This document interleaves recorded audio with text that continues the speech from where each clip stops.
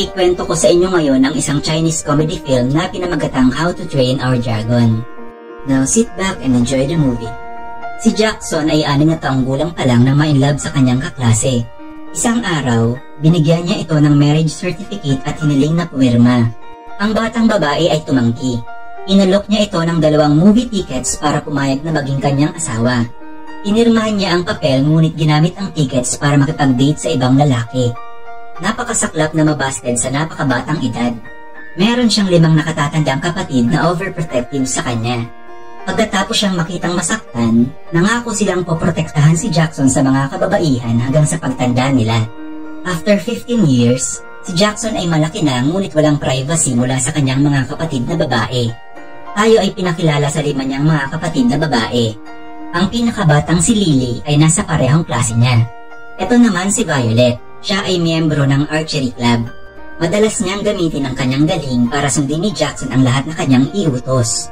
Ang pangatlong kapatid niya naman ay isang computer hacker na nagngangalang Heaven.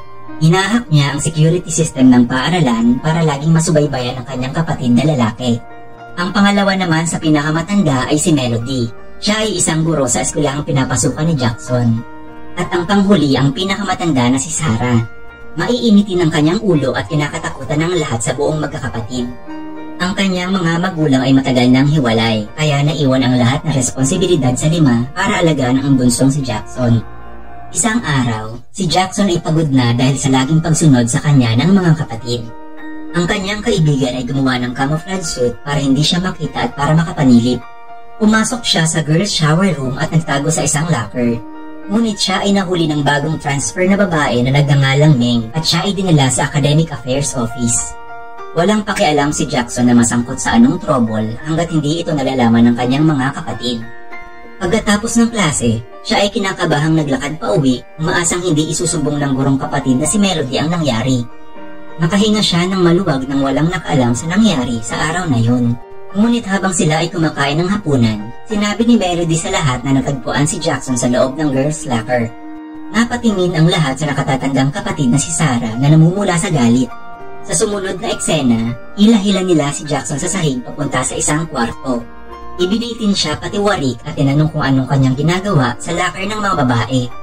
Ang mga nakatatandang kapatid ay pinagbawalan siya maghanap ng kahit na sinong babae. Sa paraang ito ay hindi na ulit siya masasaktan.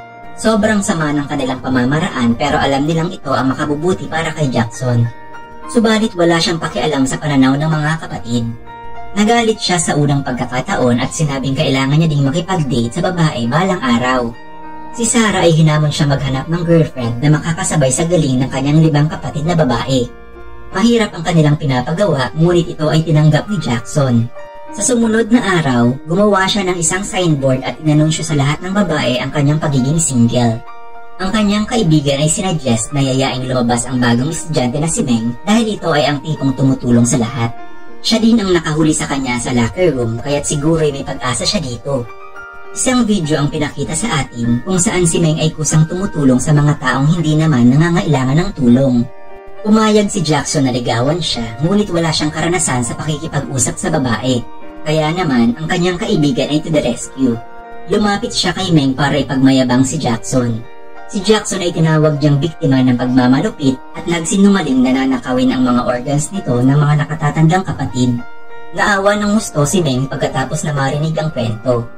Naglakad siya palapit kay Jackson para makipagkaibigan, ngunit agad na nagbago ang isip matapos na makita sa malapitan. Biglang kumalat ang balita na isang oso ang nakatakas sa kulungan at inatake ang mga estudyante. Inakita ni Jackson ang kanyang tapang at nagpanggap na ililigtas ang lahat, ngunit ang nasabing oso ay isa lang palang stuffed toy. At kahit nalaruan ay naitulak siya pababa sa hagdan, dahilan para siya ay dalhin sa ospital. Sa sumunod na eksena, nagising si Jackson at nakitang nagbabantay sa kanyang tabi si Meng. Sinabi niya kay Jackson na gusto niya makipagkaibigan dahil sa awa. Pagkatapos, biglang dumating ang 2 sa kanyang mga kapatid at sinimulan ang pambubuli dahil hindi siya nag-iingat. Matapos na makita, nagalit si Meng at inutusan silang huminto. Silang lahat ay napahinto sa pagkabigla at nagpakilalang girlfriend ni Jackson.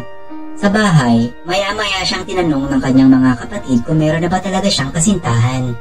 Ngumingisi lang siya sa mga tanong at hindi nagbibigay ng tiyak na sagot. Hindi napansin ni Jackson na ang nakatatandang kapatid na si Sarah na pala ang nagtatanong. Dahil doon, ang magkakapatid ay tinali siya ulit patiwari. Hindi sila naniniwalang nagawa niya magkaroon ng girlfriend sa loob lang ng isang araw.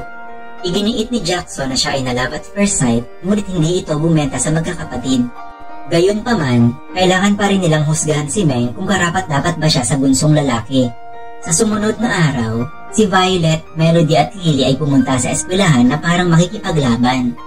Nang sila ay makitang magkasama, sinubukang panain ni Violet si Meng, ngunit ito ay napigilan ni Jackson. Napansin ito ni Meng at nagalit sa kanilang pagmamalupit.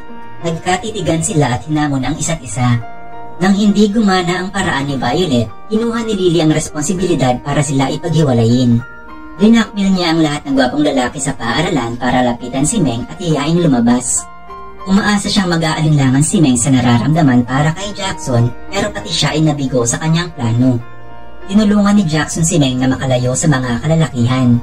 Habang sila ay tumatakbo sa koridor, nakita sila ni Violet sa kabilang building at tinanan silang muli.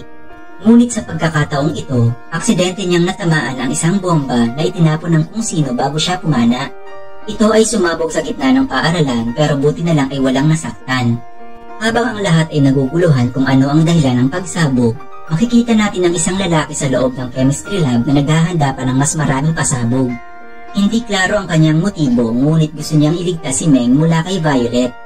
Pagkatapos ng sakuna, si Meng at si Jackson ay pumunta sa terrace at kumain ng popsicles. Nalaman ni Jackson na nagpapanggap lang si Meng bilang kanyang kasintahan dahil sa awa ng malamang gustong subukang nakawin ng kanyang mga kapatid ang kanyang organs. Hindi niya ito itinama at nagpa siyang magkunwari na ito ay totoo. Sa bahay, si Lily at si Violet ay nahihiyang tinanggap ang kanilang pagkatalo. Ang magaling sa computer na si Heaven naman ang umako ng responsibilidad na pabagsakin ang reputasyon ni Meng. Nangolekta siya ng mga random CCTV footage ni Meng sa paaralan para siraan at ipagkalat na siya ay talagang masama. Bago pa niya ito mai-upload sa internet, biglang nawala ng kuryente ang kanilang bahay. Makikita natin ang parehong lalaki sa chemistry lab habang nasa labas ng kanilang bahay. Siya ang pumutol sa linya ng kuryente para iligtas si Meng pero hindi pa rin natin alam ang kanyang tunay na motibo. Habang nasa bahay, ang tatlong magkakapatid ay nabigo at lumuhod sa harap ng kanilang kapatid na si Melody. Siya naman ngayon ang umako sa responsibilidad para mawala si Meng. Sa sumunod na araw, hinamon niya si Meng sa isang paligsahan. Nagtunggali sila sa isang staring competition at paramihan ng mga makukolektang goldfish. Ito ay parehong napanalunan ni Melody. Naghanda sila sa huling round ng competition nang biglang dumating si Sarah. Nagpakilala muna siya bago hinamon si Meng sa isang match ng shot put. Kailangan nilang ihagis ang mabigat na bola at magpalayuan ang maaabot nito. Gamit ang kanyang natatanging galing, inalutang ni Sarah ang bola sa gitna ng hangin. Nang siya na ang susunod na hahagis, kumuha siya ng ibang bola sa stand. Mapapansin natin ang natanggal na pin sa bola at nabunyag na ito ay isang bomba na pwedeng sumabog sa anumang segundo. Napansin ito ni Meng at inagaw ang bola palayo kay Sarah bago ihagis pa palayo. Nang ito ay sumabog, na-realize ni Sarah na nailigtas ang kanyang buhay. Nagsimula niyang magustuhan si Meng na inirespeto naman ang iba pa niyang mga kapatid. Napatakbo si Jackson sa tuwa at pinasalamatan ng Diyos sa pagdating ni Meng sa kanyang buhay. Sumunod ang eksena kung saan si Meng at si Jackson ay makikitang masayang magkasama. Lumabas sila ng ilang beses at sa wakas ay naging ng totoong magkasintahan. Nakilala at mas lalo pa nilang nagustuhan ang bawat isa.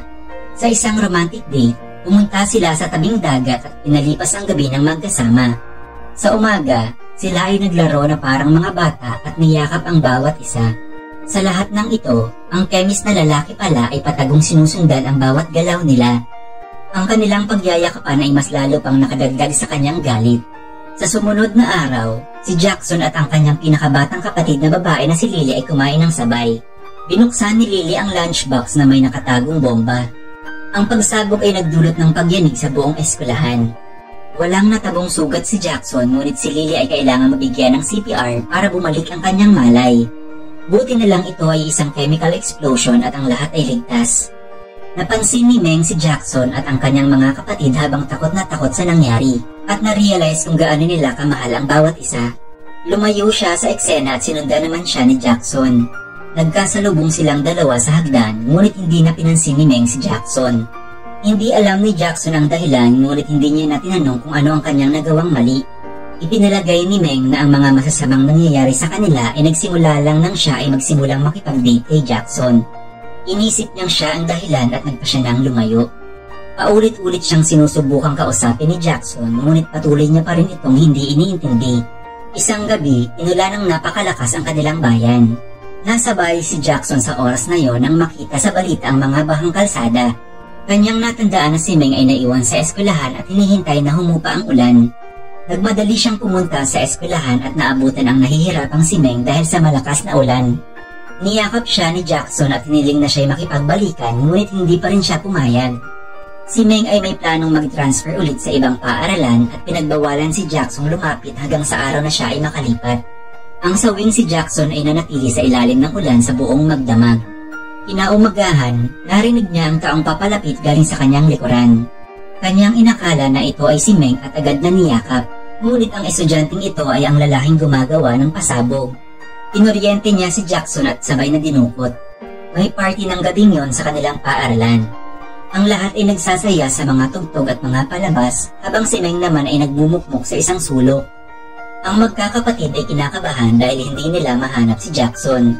Ginawa nila ang kanilang makakaya para siya ay hanapin at nalaman na ang kanyang cellphone ay nasa malapit lang. Pagkatapos ng fireworks display, isang lalaking nakamaskara ang umakyat sa stage. Siya ang kidnapper na nagtali kay Jackson sa isang racket at sinabing ito ay malapit nang lumipad. Tinanong ang kanyang rason kung bakit siya galit na galit. Kanyang ibinunyag na siya ay may gusto kay Meng at lagi niya itong sinusundan. Siya din ang laging nagliligtas kay Meng sa mga kapatid ni Jackson. Gayunpaman, siya ay hindi napansin at walang ibang minahal si Meng bukod kay Jackson. Ngayon, siya ay naririto para magiganti kay Jackson sa pagnakaw ng kaisa-isa niyang kasiyahan sa buhay. Ang kanyang mga kapatid, si Meng at mga kaibigan ay ginawa ang lahat para mapatigil ang racket sa pag-take off. Matagumpay nila itong nagawa, ngunit napahinto lang nila ito ng ilang segundo.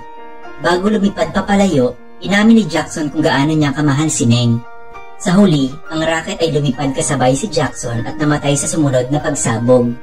Sa sumunod na eksena, makikita natin si Meng habang nasa harap ng isang puntod. Nag-alay siya dito ng bulaklak at humingi ng pagpapala. Biglang tumalon si Jackson sa frame ng eksena. Dito na-reveal na siya ay nasugatan lang sa aksidente at ligtas maliban sa mga bali sa kamay. Ang puntod na kanilang dinalaw ay sa ina ni Meng na matagal nang patay. Sa huling eksena, makikita nating dumating ang mga kapatid na babae at muling ginulo si Jackson.